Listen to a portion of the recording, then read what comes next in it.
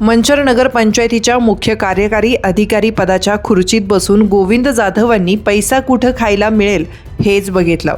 Paver block आणि गटारीच्या कामांवर जनतेच्या कराचे कोट्यावधी रुपये उधळून त्यांनी स्वतःचा खिसा भरवण्यास प्राधान्य दिल्याचा सनसनाटी आरोप माजी सरपंच दत्ता गांजळे यांनी केला।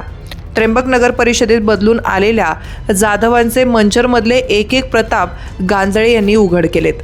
एकच काम फिरून फिरून करताना जाधवांनी कसे पैसे कमवले याचं उदाहरण त्यांनी दिलं। आधी गटारीचं काम केलं जातं, मग पेव्हर ब्लॉक बसवले जातात। मंचरमध्ये आधी पेव्हर ब्लॉक बसवले, मग गटारीचं काम या बहादराने हाती घेतल्याचं गांजळे यांचं म्हणणं आहे।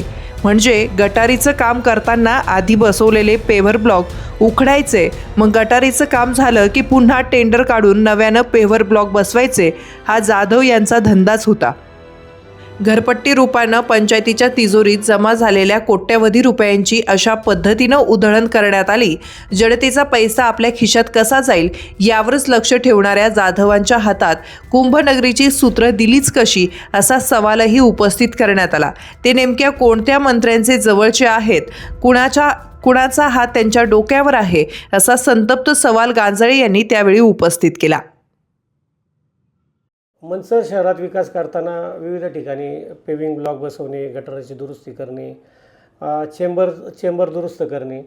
तुम्ही जर मागील 2-3 वर्षाची जर बिलं बघितली तर साधारण चेंबर दुरुस्तीचं वार्षिक बिल कमीत कमी 15 ते 20 लाख रुपयाची चेंबर दुरुस्ती। म्हणजे मंचरसारख्या छोट्या शहरात जर 15 ते 20 लाख रुपयाचे जर चेंबर दुरुस्त करीत असतील किंवा पेविंग ब्लॉक बसवताना एखाद्या ठिकाणी जर समजा 5-6 लाखाचं बिल असेल तर त्या ठिकाणी फक्त 40-45 हजारचे पेविंग ब्लॉक बसवायचे आणि समजा 100 मीटरचं काम असेल त्या ठिकाणी 20-30 मीटरचं काम करायचं आणि बाकी काम सोडून द्यायचं। असे अनेक आहेत, जवळजवळ 1 कोटी रुपयाचे पेविंग ब्लॉक मंचर शहरात बसवलेले आहेत।